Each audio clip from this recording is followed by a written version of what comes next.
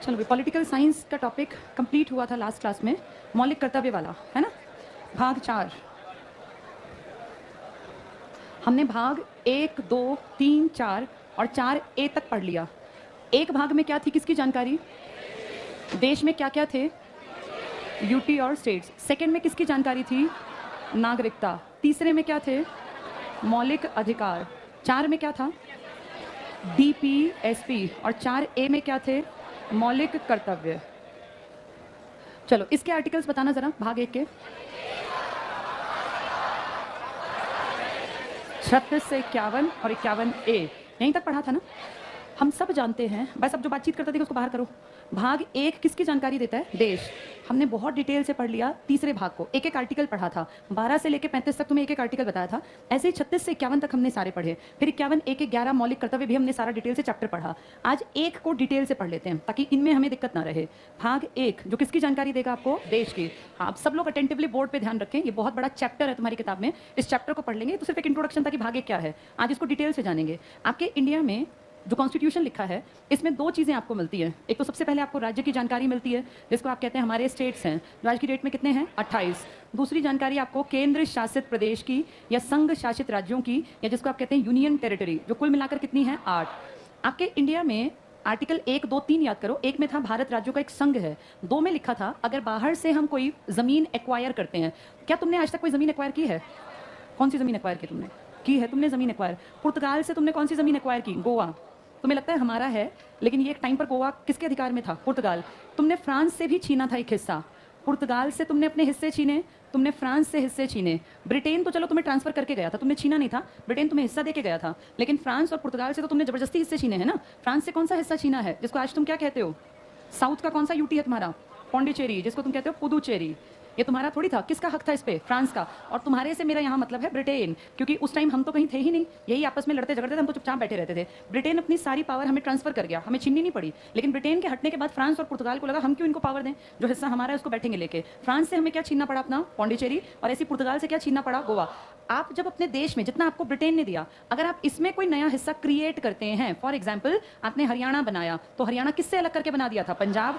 आपने किसी विदेश से नहीं छीना हरियाणा, आपने अपने ही हिस्से में से 2 हिस्से बना लिए, नाम अलग अलग कर दिया, जमीन तो आज भी उतनी ही है। पंजाब का ही 35% हिस्सा हरियाणा को मिला। आपका एक बड़ा हिस्सा हुआ करता था बंबई नाम से। 1960 में आपको लगा बंबई अकेला चलाना बड़ा मुश्किल है, बंबई के आपने 2 हिस्से कर दिए। पहले ये जो हिस्सा है ना पूरा गुजरात महाराष्ट्र सब बंबई था, आपने 1960 में इसके 2 हिस्से बना दिए। एक को नाम दे दिया महाराष्ट्र और एक को नाम दे दिया गुजरात। आपको किसी से बाहर से लेना नहीं पड़ा, आपका हिस्सा था, आपने अलग कर दिया। जब आप अपने हिस्से में से कोई हिस्सा अलग करते हैं ना, तो आपको उस किताब को कुछ नहीं करना। कौन सी किताब को?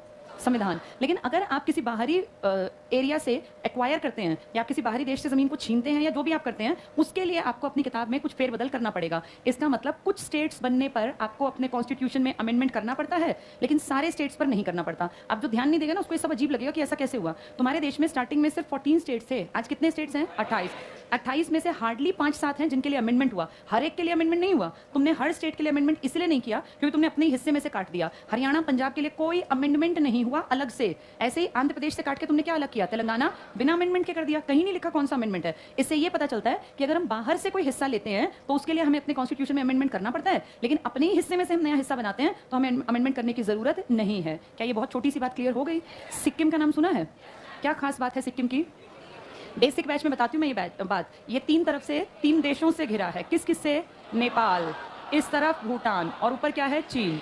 ये पहले आपका हिस्सा नहीं था, आपको इसको एक्वायर करने में थोड़ी मशक्कत करनी पड़ी और आपके मन में डर था कि कहीं हम इसको इंडिया बनाएं और ये हमसे लड़ने लगे। खासकर किसका डर ज्यादा था? चीन का। इसीलिए आपने कॉन्स्टिट्यूशन में अमेंडमेंट किया, 35वां संविधान संशोधन। जबकि आपने हरियाणा के लिए कुछ नहीं किया, आपने आंध्र प्रदेश तेलंगाना के लिए कुछ नहीं किया, आपने 35वां संविधान संशोधन किया 1974 में। और आपने सिर्फ एक बार देखा कि अगर मैं सिक्किम को इंडिया का हिस्सा लिख के दिखाऊं तो क्या ये लड़ने आएंगे। और आपने 35वां संविधान संशोधन 1974 में लिख दिया कि अब के बाद सिक्किम हमारा सह राज्य है। ध्यान से सुनो, राज्य नहीं लिखा, कहा सह राज्य है। ये तो कॉन्सेप्ट था ही नहीं, आज तक तो हमने कभी सुना ही नहीं, क्योंकि कॉन्सेप्ट है ही नहीं। आप एक ट्रायल देख रहे थे कि अगर हम सिक्किम को अपने में दिखाते हैं तो ये नेपाल भूटान तो चलो छोटे मोटे देश हैं, लेकिन कौन गड़बड़ करेगा? चीन। आपने जब ये ट्राई किया ना तो चीन ने कुछ नहीं बोला। आपने अगले साल सोचा क्यों सह राज्य बनाए, राज्य ही ना बना दें, और आपने अगला ही अमेंडमेंट अगले साल कर दिया 1975। कौन सा अमेंडमेंट कर दिया? 36वां। और आपने लिख दिया सिक्किम भारत का राज्य है, और कोई कुछ नहीं बोला, और चुपचाप आप लोगों ने सिक्किम को अपने राज्य के रूप में दिखा दिया। जब आप अपने हिस्से में से राज्य बनाते हैं तो आपको कोई डर नहीं है, लेकिन जब आप बाहर के अड़ोस पड़ोस के किसी एरिया को राज्य बनाते हैं या बाहर से एक्वायर करते हैं तो आपके मन में भी डर रहता है कि कहीं इसको कोई एंटी ना हो जाए, तो आप अपने कॉन्स्टिट्यूशन में चेंज कर देते हैं। क्या ये बात समझ में आ गई? इसीलिए आपने जब गोवा बनाया तो अमेंडमेंट किया, जब आपने फ्रांस से हिस्से छीने तो अमेंडमेंट किया, आपने जब अपने देश के हिस्से अलग अलग किए या अकेले बांटे तो आपने कोई चेंज नहीं किया। इससे हमें ये पता चलता है कि कॉन्स्टिट्यूशन में हर बार बदलाव नहीं करना। जितने आज तक स्टेट बने हैं, पहले स्टेट थे 14, इनसे 28 बने, लेकिन आपके 14 अमेंडमेंट नहीं करने पड़े। अमेंडमेंट आपको सिर्फ तब करना पड़ता है जब आप बाहर से किसी का एरिया ले लें या अपने किसी डिस्प्यूटेड टाइप के लैंड पे आपको कोई डिसीजन लेना पड़े। अदरवाइज इस 28 में से कल को कोई कहे कि जैसे आंध्र प्रदेश तेलंगाना अलग हो गए, मान लो तमिलनाडु भी कहता है मुझे 2 हिस्से बनाने हैं, तो क्या अमेंडमेंट करना पड़ेगा? नहीं। इसलिए अलग वालों के अमेंडमेंट याद रखने पड़ते हैं। क्या ये बात समझ में आ गई? ये सब बातें कहाँ लिखी हैं? आर्टिकल 2 और 3 और 4 में। 2 कहता है अगर आपने 2 नंबर के तरीके से क्या किया, बाहर से हिस्सा ले लिया, सिर्फ समझाने के लिए लिखा नहीं है 2 नंबर, तुम्हें याद करना है कि अगर आपने किसी से बाहर से एक्वायर करते हैं, आप जमीन को अड़ोसी पड़ोसी की, आप किसी पे अटैक करते हैं, आप छीन लेते हैं, जैसे भूटान है, नेपाल है, छोटे देश हैं, करेंगे बिल्कुल नहीं, लेकिन इन केस करें तो आर्टिकल 2 कहता है ऐसी कंडीशन में जब आप बाहर से एक्वायर करें तो आपको संविधान में क्या करना पड़ेगा? संशोधन। लेकिन अगर आप अपने ही हिस्से का बंटवारा कर रहे हैं, 3 कहता है, तो आपको किसी तरह के अमेंडमेंट की कोई जरूरत नहीं है। इसलिए हर स्टेट का अमेंडमेंट नहीं होता। हरियाणा का अपना पर्सनल कोई अमेंडमेंट नहीं है। वैसे हम कह देते हैं कि ये इससे 18वें से प्रभावित है, लेकिन वो एक अलग लॉजिक है। आपके हरियाणा का कोई अमेंडमेंट नहीं है, तेलंगाना का कोई अमेंडमेंट नहीं है, वो एक्ट बनाए बिना अमेंडमेंट के ही, बस बातचीत करके पास करा के और काम कर दिया। क्या ये पॉइंट क्लियर हो गया? हर स्टेट के लिए अमेंडमेंट करने की जरूरत नहीं है। किसके लिए अमेंडमेंट करते हैं आप? बाहर से कोई एक्वायर करे या हमने किसी की प्रॉपर्टी छीन ली हो या हड़प ली हो या हम किसी ने हमें दे दी हो, तब की बात है। ये हैं आपके 3। जब आप आज़ाद हुए 1947 में, तो उस टाइम पर आपके देश में अंग्रेजों ने एक तरह से ना आग लगाने का काम किया था। और क्या कहा था रियासतों को? कितनी रियासतें थी? 565। कैसी थी? इनमें देशी भी थी, देशी रियासतें जो कि प्रिंसली स्टेट्स थी, इनमें राजा महाराजा थे, डरपोक दब्बू, अंग्रेजों के नौकर टाइप। लेकिन इनको चलते चलते कह गए तुम स्वतंत्र हो, मन करे पाकिस्तान में जाना, मन करे भारत में जाना, और किसी के साथ ना निभे तो स्वतंत्र देश राज्य बन जाना। कितनी चालाकी से अपना आग लगी हुई थी, लड़ने थे ही हम लोग, उसमें घी डाल के चलते बने। अब देशी रियासतों में इनमें से 13 ने कहा हम किसके साथ जाएंगे? उनकी मर्जी, वो चले जाएं, उनकी लोकेशन उसके पास थी। बच गई 552। 552 में से 549 ने कहा हम इंडिया में शामिल होंगी। कितनी एंटी थी? 3। ये सब आपको बेसिक बैच में बताया होगा। एक थी जूनागढ़, एक थी हैदराबाद और एक थी जम्मू कश्मीर। जूनागढ़ में क्या कराया सरदार पटेल ने? जनमत संग्रह, क्योंकि यहाँ की जनसंख्या और राजा अलग अलग थे। राजा था मुस्लिम, जनसंख्या थी हिंदू। जनमत संग्रह कराया, रेफरेंडम, जनता ने कह दिया भारत में शामिल होंगे, आप फ्री हो गए, हमारे हिस्से में आएगी। हैदराबाद में पटेल ने ये नहीं करवाया। हैदराबाद में पटेल ने क्या कहा? पुलिस कार्यवाही करो। यहाँ फौज गई और यहाँ मारकाट मची, गोलियां चली, जनता मरी। जो जनता कह रही थी ना कि हमें नहीं बनना भारत का हिस्सा, उनको मरना पड़ा। यानी आजाद भारत में भी लोगों को मरना पड़ा, तभी देश एक बना, वरना एक ना बनता। पुलिस कार्यवाही की गई, कौन सी रियासत पर?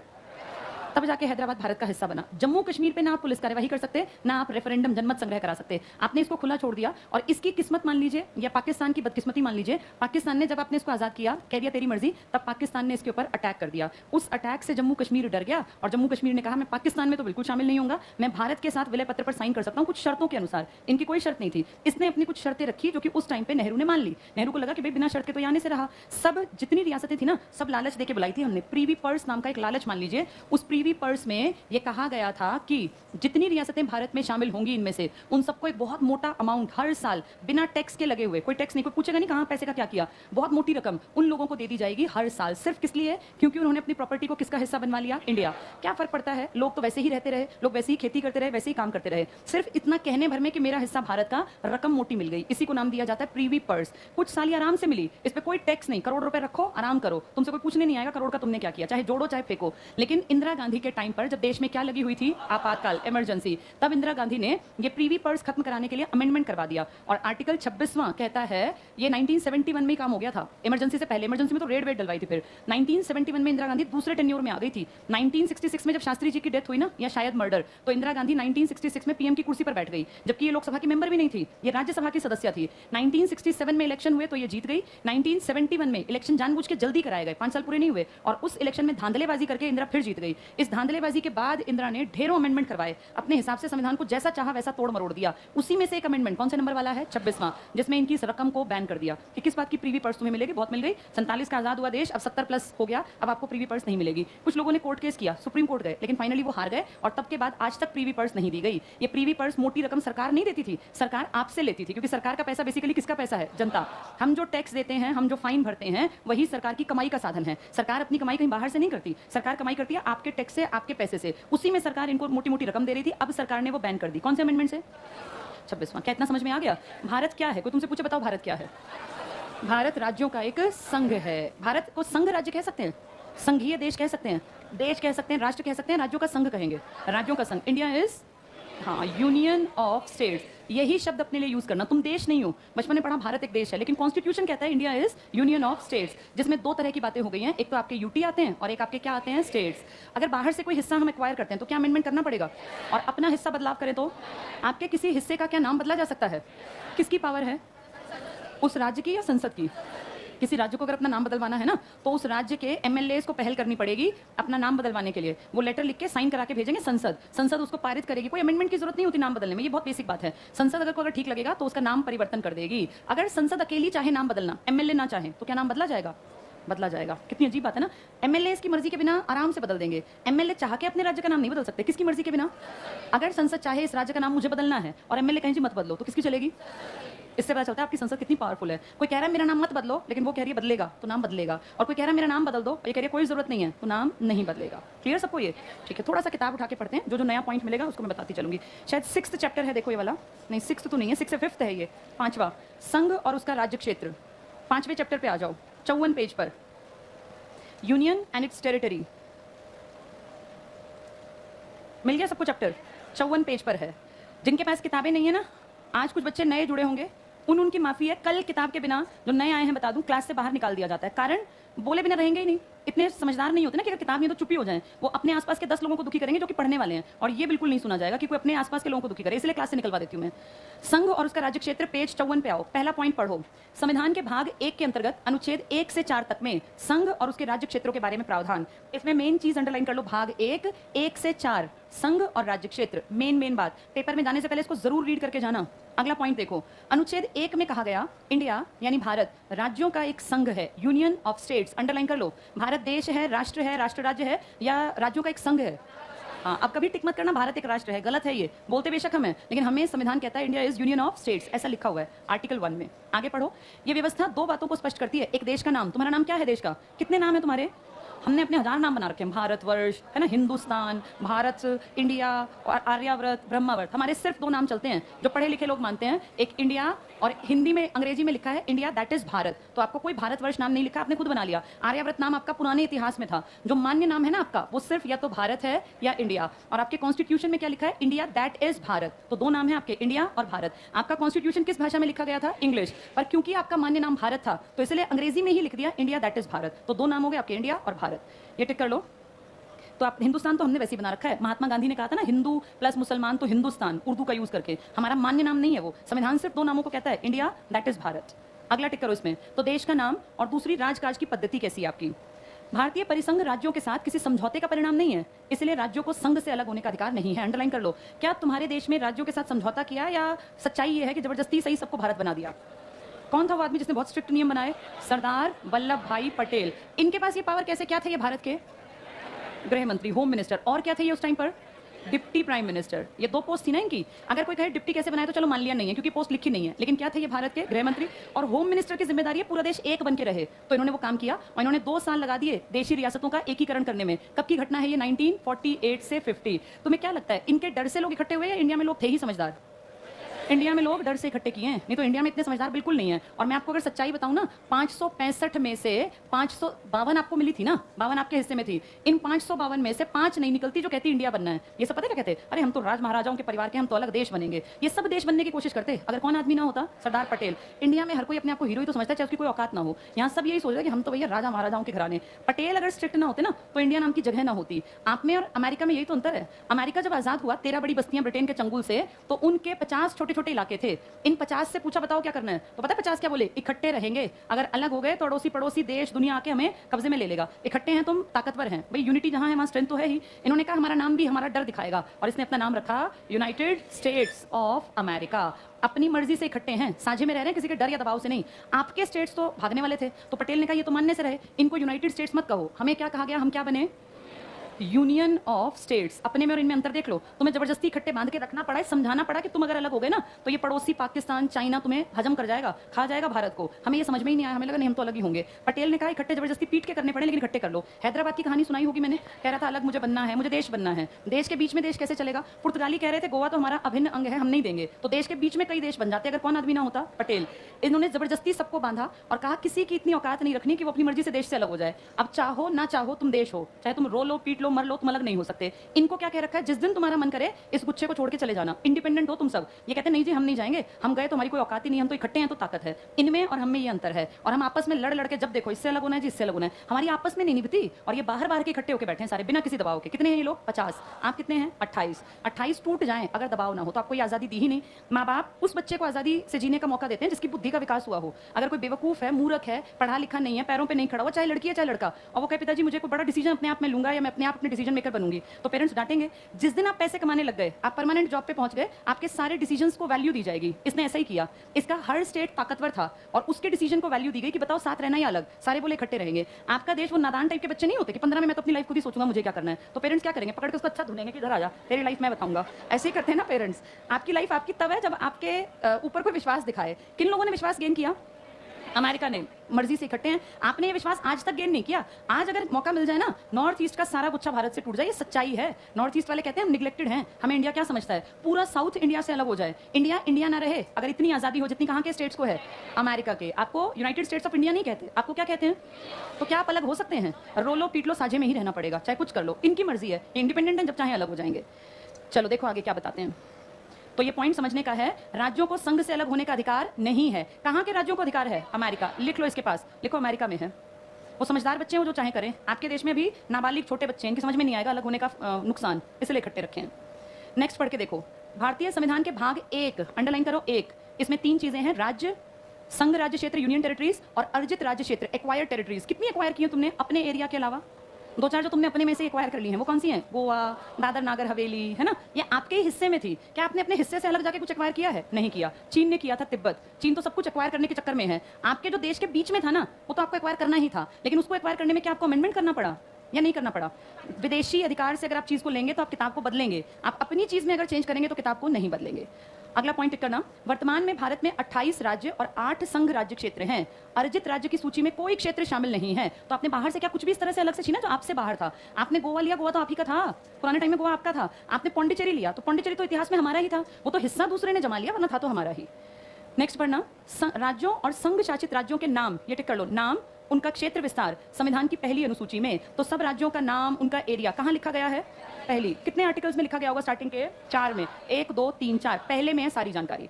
अगला पॉइंट पढ़ो, भारत का क्षेत्र भारत के संघ से ज्यादा व्यापक है। इसको बोर्ड पे देखो, एक है भारत का क्षेत्र टेरिटरी ऑफ इंडिया, और एक है भारत का संघ यूनियन ऑफ इंडिया। इनमें क्या अंतर है? जो संघ है ना, ये सिर्फ बात करेगा उस एरिया की जिसमें कि आपका यूनियन की चलती है, और ये बात करता है अगर आपने बाहर से भी कुछ एक्वायर कर लिया कभी जो आज तक नहीं किया, तो वही इस हिस्से में आ जाएगा, इसमें नहीं गिना जाएगा। तो ये छोटा शब्द है, ये बड़ा। भारत का क्षेत्र मतलब बाहर से जो कभी आएगा वो भी हमारा होगा, ये टिक कर लो। भारत के क्षेत्र भारत के संघ से ज्यादा व्यापक है। नेक्स्ट लाइन पढ़ना, भारत के संघ में सिर्फ राज्य क्षेत्र शामिल हैं, जबकि भारत के क्षेत्र में राज्य, यूटी और वो क्षेत्र जिन्हें केंद्र सरकार द्वारा भविष्य में कभी भी अधिग्रहित या एक्वायर किया जा सकता है, ये शामिल हैं। तो भारत की टेरिटरी बड़ी है या भारत की यूनियन बड़ी है?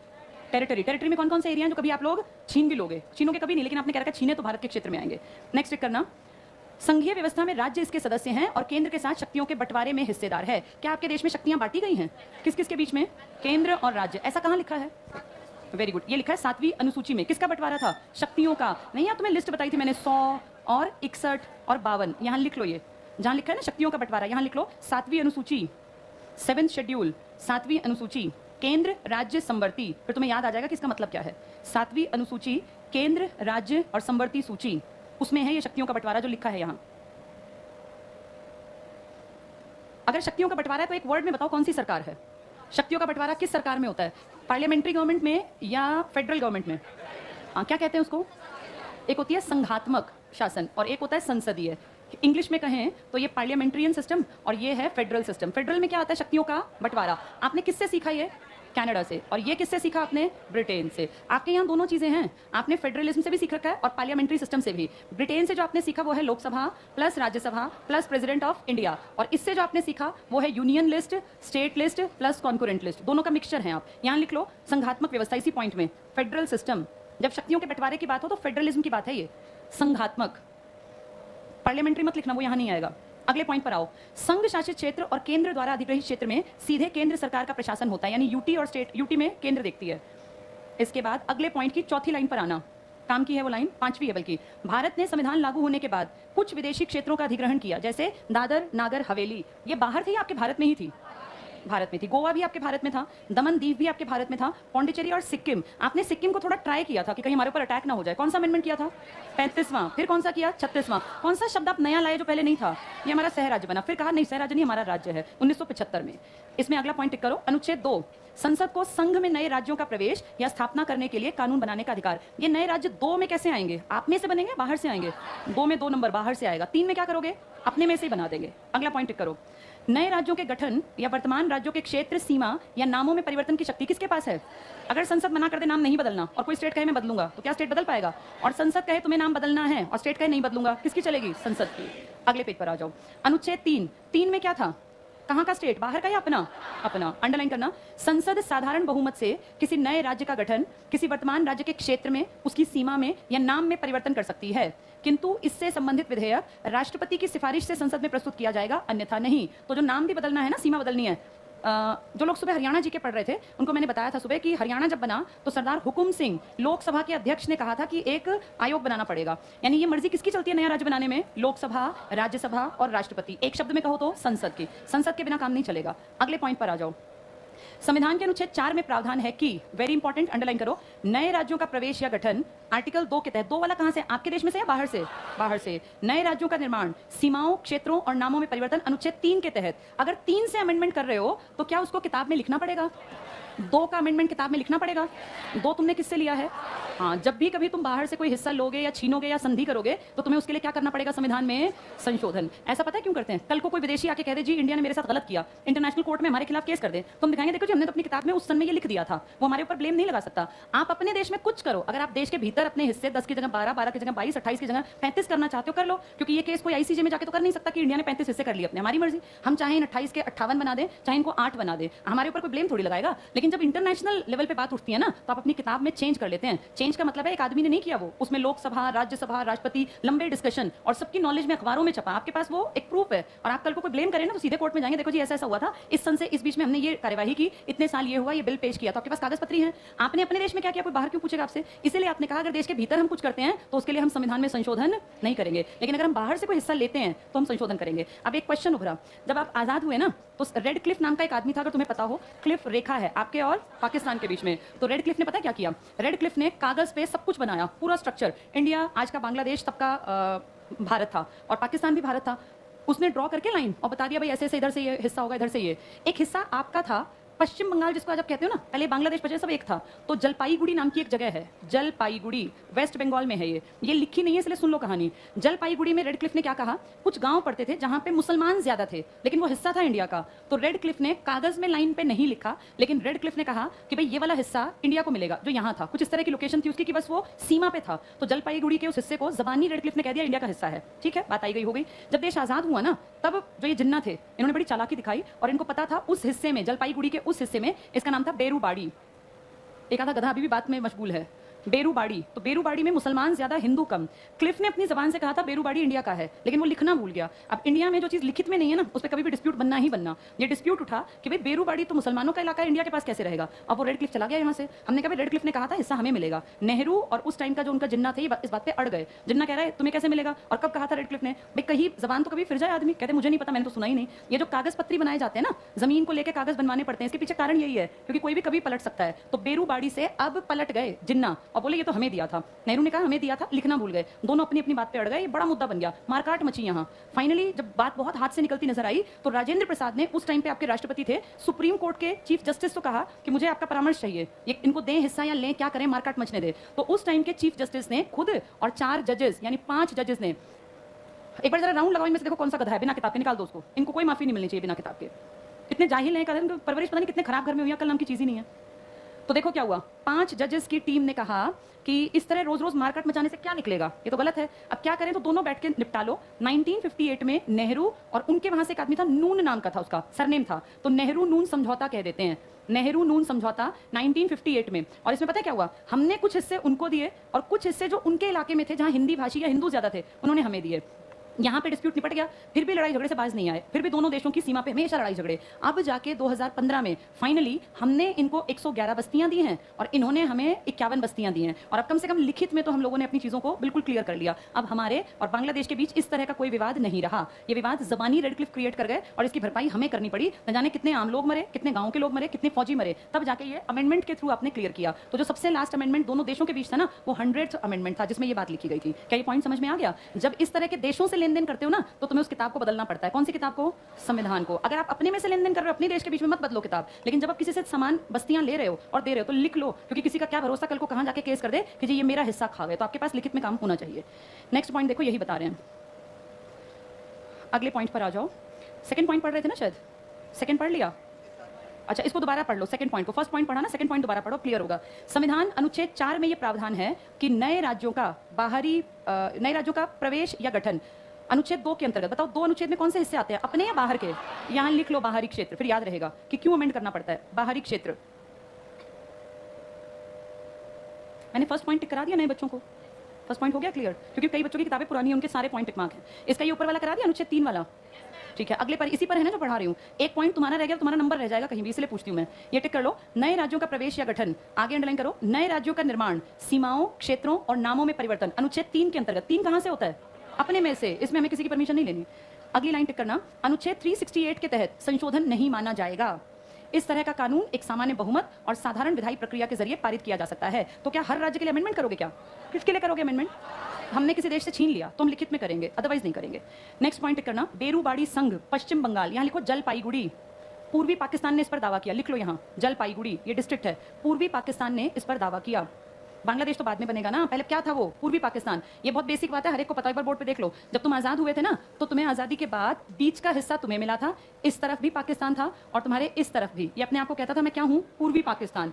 इनके और इनकी दोनों तरफ से तुम दुखी थे और तुम मन से चाहते थे कि ये दोनों लड़ झगड़ के अलग हो जाएं। सब कोई चाहता है मेरी शांति तभी होगी जब ये दोनों एक ना रहें, और इसीलिए धीरे धीरे धीरे तुमने इनकी मदद की, इन्होंने खुद भी कोशिश की। 1971 में इन लोगों ने अपनी आजादी की लड़ाई छेड़ दी और इन्होंने कहा कि हमें पूर्वी पाकिस्तान नहीं, हमें नया देश चाहिए, हम पाकिस्तान के हिस्से का अपने नाम के आगे यूज करेंगे ही नहीं। 1971 में यहाँ पे एक लीडर था जिसका नाम था शेख मुजीबुर रहमान। इसने लड़ाई लड़ी, जनता इसके साथ, एक लीग बनाई इन्होंने और सारे लोग इनके साथ, और इन लोगों ने वहां से सारी पाकिस्तान की फौजों को हटा के और कह दिया हमारा देश है। 1972 में ये लड़ाई आपके साथ भी लड़ा पाकिस्तान को लगा आपने सिखाया है, आपने जानबूझ के इसके घर में आग लगाई है, इसने आपके ऊपर अटैक कर दिया, जवाबी कार्यवाही हमें भी करनी पड़ी। हमारी और पाकिस्तान की 71 की लड़ाई का बड़ा कारण यही तो था, क्योंकि इसको लगता था कि हम इसके पड़ोसी को सिखा रहे हैं कि इसके हिस्से को। 1971 के इस युद्ध में ये कमजोर पड़ा और इसने कहा मुझे हथियार डालने हैं, सरेंडर करना है। तो हमने कहा ठीक है, शिमला में आ जाओ। कौन सा समझौता किया गया? और आपके देश की प्रधानमंत्री महिला इंदिरा गांधी और इनका राष्ट्रपति था ZA भुट्टो, जुल्फिकार अली भुट्टो। आपके शिमला में आए, बड़ा डेलीगेशन आया पूरे 25-30 आदमियों का, आपके यहाँ से भी 25-30 आदमी, और फाइनली फाइल पर साइन हुए, जिसको कहते हैं शिमला समझौता। इसमें ढेर बातें लिखी थी। एक बात ये थी कि 71 की इस लड़ाई के अंत के बाद साइन होने वाले शिमला समझौते के तहत अब के बाद पूर्वी पाकिस्तान पर पाकिस्तान का कोई दावा नहीं होगा और पाकिस्तान का यह हिस्सा अब से एक नया देश बनेगा। और 2 जुलाई 1972 जैसे ही इस फाइल पर साइन हुए, तुरंत से एक नए देश का जन्म हो गया और इस देश ने कहा हमारे यहाँ बांग्लादेश नाम दिया जाए, और इसका नाम क्या पड़ गया? बांग्लादेश। तो ये पूर्वी पाकिस्तान आज क्या कहलाता है? ये बात कुछ लोगों को रास नहीं आई जो कि पाकिस्तान के प्रशंसक थे। उन्होंने तीसरे साल में, 72 में तो ये बन रहा था, 75 में 15 अगस्त जिस दिन हमारी आज़ादी थी ना और हमने इनकी मदद की थी, तो ये दिखाने के लिए कि तुम्हारी मदद का नुकसान देखो कैसे उठाएगा ये आदमी, 15 अगस्त को इनके घर में घुस के और गोलियों से इनका पूरा परिवार भून दिया। ना इनका कोई रिश्तेदार छोड़ा, ना इनका कोई जानकार छोड़ा। शेख मुजीबुर रहमान और इनके पूरे खानदान को खत्म कर दिया 15 अगस्त 1975 को। 15 अगस्त को पड़ोसी देश शोक दिवस मनाता है, जिस दिन तुम ये ढोल नगाड़े बजा रहे हो ना खुशी की आज़ादी के, तब ये मनाता है शोक दिवस। किसका मर्डर किया गया? मुजीबुर रहमान के घर खानदान में कोई नहीं बचा। लकीली इसकी 2 बेटियां उस टाइम जर्मनी गई हुई थी पढ़ने के लिए, और वो लोग को भी मारने कोई ना कोई जरूर गया होगा, लेकिन वो वेकेशंस पर थी, छुट्टियों पर थी और कहीं बाहर घूमने गई थी। वो 2 बेटियां बची थी, जिनमें से आज एक का नाम है शेख हसीना वाजेद। शेख हसीना इनकी बेटी है जो तीसरी बार अपने एरिया की हेड बनी है। आपके मोदी जी जब बने ना हेड, उसी की टक्कर में इनकी बेटी अपने देश की PM बनी, शेख हसीना। तो ये पड़ोसी देश के साथ आपके रिश्ते कंपैरेटिवली ठीक हैं, बजाय किस देश के? पाकिस्तान के। चलो आगे देखें बेरूबाड़ी विवाद में क्या हुआ। यहाँ क्या लिखा तुमने? जलपाईगुड़ी, और क्या किसका हिस्सा था ये? पूर्वी पाकिस्तान। आगे पढ़ो। बेरूबाड़ी संघ पश्चिम बंगाल मामले में, पढ़ लो इसको। सुप्रीम कोर्ट के समक्ष राज्य के लिए प्रश्न आया कि अनुच्छेद 3 के अंतर्गत राज्यों के क्षेत्रों और सीमाओं में परिवर्तन की संसद की शक्ति में क्या, अंडरलाइन करो, किसी राज्य या उसके भूभाग को किसी विदेशी राज्य को सौंपने की शक्ति निहित है। यानी हम बात करते थे बाहर से लेने की, फिर पूछा गया कि क्या शांति बनाने के लिए भारत अपना कोई हिस्सा दूसरे को दे सकता है? तो क्या कहा? अमेंडमेंट कर देना। कल को पता चला हिस्से देके तुमने कोई दावा पेश करने के लिए छोड़ा ही नहीं, तो तो आज अगर आप बाहर से किसी को एक्वायर करते हैं या अपना हिस्सा किसी को देते हैं तो क्या करना पड़ता है? अमेंडमेंट। अपने हिस्से में तुम खुद कुछ करो, लेकिन अगर बाहर दोगे किसी को तो लिख के देना। अंडरलाइन कर लो ये, विदेशी राज्य को सौंपने की शक्ति। इसके बाद पढ़ेंगे आगे। न्यायालय ने कहा कि संसद साधारण विधि द्वारा ऐसा नहीं कर सकती, इसके लिए अनुच्छेद 368 के तहत संविधान संशोधन करना होगा। अंडरलाइन करो, अनुच्छेद 368 के तहत संविधान संशोधन करना होगा। क्या ये पॉइंट सबको क्लियर हो गया? बताओ संविधान संशोधन कब करना पड़ेगा? जब क्या करोगे? अगर हम बाहर से कोई हिस्सा लें या बाहर अपना कोई हिस्सा दें, अपने देश में अगर हम अपने हिस्से ले और दे रहे हैं तो क्या हमें उसके लिए अमेंडमेंट करना पड़ेगा? ये कहां लिखा है? किस आर्टिकल के तहत? 368 के तहत अमेंडमेंट करना पड़ेगा। आगे पढ़ लो, संशोधन करना होगा, ये काम का था, इसको अंडरलाइन करना। इसके आगे भी टिक करना। संसद द्वारा 9वां संविधान संशोधन पारित कर बेरूवाड़ी संघ क्षेत्र को पाकिस्तान को सौंपा गया। तो आपने क्या किया? अपना हिस्सा किसको दे दिया? पाकिस्तान को। हिस्सा देने पे क्या अमेंडमेंट करना पड़ता है? हिस्सा लेने पे भी अमेंडमेंट है और देने पर भी। देश के अंदर कुछ करो, अमेंडमेंट मत करना। अब पूछ लेंगे बताओ बेरूवाड़ी संघ से कौन सा अमेंडमेंट जुड़ा है? 9वां। और इसके लिए राष्ट्रपति से ने किससे सलाह ली थी? सुप्रीम कोर्ट से। बहुत इंपॉर्टेंट है, कभी कभी मांगता है राष्ट्रपति सलाह, उस टाइम सलाह मांगी थी। नेक्स्ट टिक कर लो, 100वां संविधान संशोधन अधिनियम 2015 मोदी जी की सरकार में द्वारा कुछ भारतीय क्षेत्र बांग्लादेश को फिर से सौंपे गए। यानी 2 अमेंडमेंट से आपने बांग्लादेश को जमीन दी है भारत की। कौन कौन से अमेंडमेंट? 9वां और 100वां। ये याद रखना, यहां जल्दी से लिख लो। देखो 111 क्षेत्र, छोटे छोटे कुछ गांव वाले इलाके, 111 क्षेत्र भारत ने बांग्लादेश को दिए। इस 100वें अमेंडमेंट के पास लिख लो, 111 क्षेत्र भारत ने बांग्लादेश को दिए। भारत ने बांग्लादेश को दिए। और यही लिखो 51 बांग्लादेश ने भारत को दिए। 51 बांग्लादेश ने भारत को दिए। तो अब तुम्हारे और पड़ोसी बांग्लादेश के बीच में 2 अमेंडमेंट हैं लेन देन के। कौन कौन से? 9वां और 100वां। 9वां कब किया तुमने? 1960 में। तब तुम्हारा पीएम कौन था? नेहरू। और राष्ट्रपति कौन था? राजेंद्र प्रसाद, जिसने किससे सलाह मांगी थी तब? सुप्रीम कोर्ट से। अब किसने किया ये? अब कौन सी सरकार है? मोदी जी की, 2015 में। ठीक है, इसके बाद आ जाओ केंद्र शासित प्रदेश और राज्यों का उद्भव। पहला पॉइंट करो, देशी रियासतों का एकीकरण। किस आदमी के कारण हुआ ये? पटेल। तुम यूनाइटेड स्टेट्स हो या यूनियन ऑफ स्टेट्स हो? अगर तुम्हें कह दें तुम यूनाइटेड हो जाओ तो क्या करेंगे ज्यादातर लोग? अलग हो जाएंगे। समझ नहीं है ना उतनी। पहला पॉइंट पढ़ो, स्वतंत्रता के समय भारत में राजनीतिक इकाइयां 2 श्रेणियों में थी। अंडरलाइन करो, ब्रिटिश प्रांत था और देशी रियासत। देशी रियासत कौन है? सिर्फ पढ़ लो, राजा के शासन के अधीन लेकिन ब्रिटिश राजशाही से संबद्ध, डरपोक थे ये, दिखावटी राजा। नेक्स्ट करना, भारतीय स्वतंत्रता अधिनियम 1947 के अंतर्गत 2 स्वतंत्र और पृथक प्रभुत्व वाले देश भारत और पाकिस्तान का निर्माण किया गया। देशी रियासतों को 3 ऑप्शन दिए गए, सब टिक कर लो। भारत में शामिल हो, पाकिस्तान में शामिल हो या स्वतंत्र रहे। कितनियों को दे दी आजादी? 565 को। इनमें से 13 क्या बोली? पाकिस्तान जाएंगे। दिक्कत कितनी करेंगे? 552। इनमें से कितनियों को हमने राजी कर लिया? 549। कितनी एंटी थी हमारी? 3। कश्मीर, हैदराबाद और जूनागढ़। जिसमें किसने अपना दिमाग लगाया, स्ट्रेटेजी बनाई? पटेल ने। अंडरलाइन कर लो ये, 552 देशी रियासतें भारत की भौगोलिक सीमा में थी।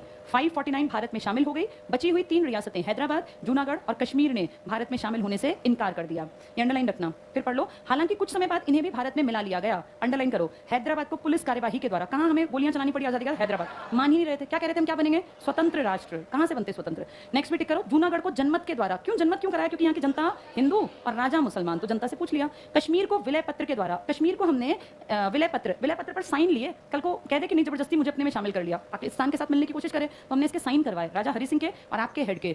ये पता क्या कह रहे थे हरि सिंह जी? हमें राज्य तो बन जाएंगे लेकिन कैसा स्टेट कहलाना? हमें स्पेशल स्टेट। उस टाइम पे 3 आदमी बैठे थे इस मीटिंग में, एक नेहरू थे, एक पटेल थे, एक अंबेडकर, और उनकी तरफ से कौन आए थे? राजा हरि सिंह जी। दिल्ली में बैठक हो रही थी और हरि सिंह जी ने यह सुझाव रखा कि हम चाहते हैं भारत का हिस्सा बनना, लेकिन कुछ शर्तें हमारी भी रहेंगी, क्योंकि हमें डर है कि भारत कहीं हमारे ऊपर हावी हो, हमें हिंदू राष्ट्र में शामिल कर ले। मेरी कुछ बातें हैं। तो उन्होंने कहा ठीक है बताओ बातें। तो पहली शर्त ये रखी कि हम अपने इलाके में बाहर पूरे इंडिया से किसी को अपने यहाँ नौकरी नहीं करने देंगे। कोई भी इंडियन हमारे कश्मीर में नौकरी नहीं करेगा, सिर्फ सारी नौकरी हम करेंगे अपनी, लेकिन हमें इतनी आजादी दी जाए कि हम भारत में जाके नौकरी कर सकें। यानी तुम चाहो तो पाकिस्तान के अलावा पूरे भारत में कहीं नौकरी करो, लेकिन भारत से कोई आदमी कहाँ नौकरी नहीं कर सकता? कश्मीर में। इसलिए कश्मीर से बहुत लोग जम्मू से टीचिंग की डिग्री करके आके दिल्ली में नौकरी कर रहे हैं, आज भी हरियाणा में। लेकिन तुम अपनी डिग्री ले जाके अगर खड़े हो जाओ कश्मीर में, जी हमें भी नौकरी करनी है, तो ये भागो यहाँ से, यहाँ तुम नौकरी के काबिल नहीं हो। यानी नौकरी का अधिकार सिर्फ किसका है? कश्मीरी लोगों का। दूसरा, कोई भी यहाँ पर स्थायी संपत्ति नहीं खरीद सकता। अगर आपके पास पैसा है, आप दिल्ली में, चंडीगढ़ में, बंगलुरु में, हैदराबाद में, जहां मन करे जमीन लो, 1 एकड़ 1 बीघा, जितनी तुम्हारे पास हैसियत है, कोई 100 एकड़ या कोई जो है 100 बीघे, जितना मन करे कहीं भी संपत्ति खरीद लो। लेकिन तुम कितने अरबपति हो, तुम्हें जम्मू कश्मीर में संपत्ति नहीं मिल सकती। ये रूल था, अब नहीं है लेकिन रूल था। तीसरा, जम्मू कश्मीर के विकास के लिए यहाँ कम्युनिकेशन के साधन चाहिए, जैसे रेडियो, टीवी, मोबाइल। इसके लिए बड़े बड़े टावर्स लगेंगे। ये टावर लगाने में ना लाखों करोड़ों के खर्चे आते हैं, और खासकर हिली एरियाज में। तो कहा सारा खर्चा भारत करेगा, हमारे कम्युनिकेशन का सारा जिम्मा, हमारे यहाँ जितनी रोड्स वगैरह बनेंगी, जितनी फैसिलिटीज होंगी, ये सब भारत देगा। तो हमने कहा ठीक है दे देंगे, तुम अगर भारत बन रहे हो तो हम बनवा देंगे, लेकिन उसके बदले में मेरे इंटरनल मैटर्स में कभी भारत अपनी टांग नहीं अड़ाएगा, मेरी मर्जी से मेरी सरकार चलेगी, मेरा अपना अलग संविधान होगा। ये शर्तें कौन सा राज्य रख रहा है?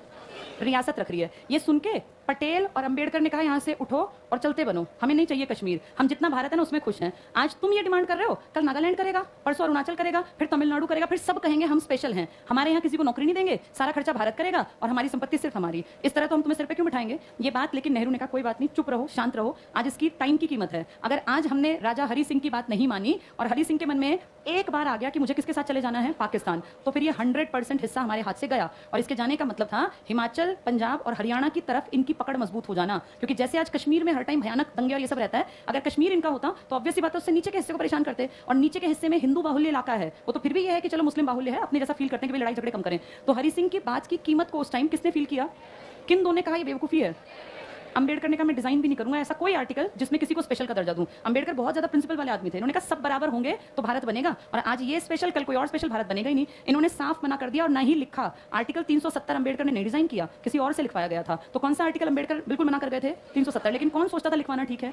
और इसीलिए आपके कश्मीर को लंबे टाइम तक कौन से स्टेट का दर्जा मिला रहा? Special state. आर्टिकल नंबर किसके तहत? 370। सोचो कब से? 1950 में आप गणतंत्र बने, 1950 से 2019 आ गया।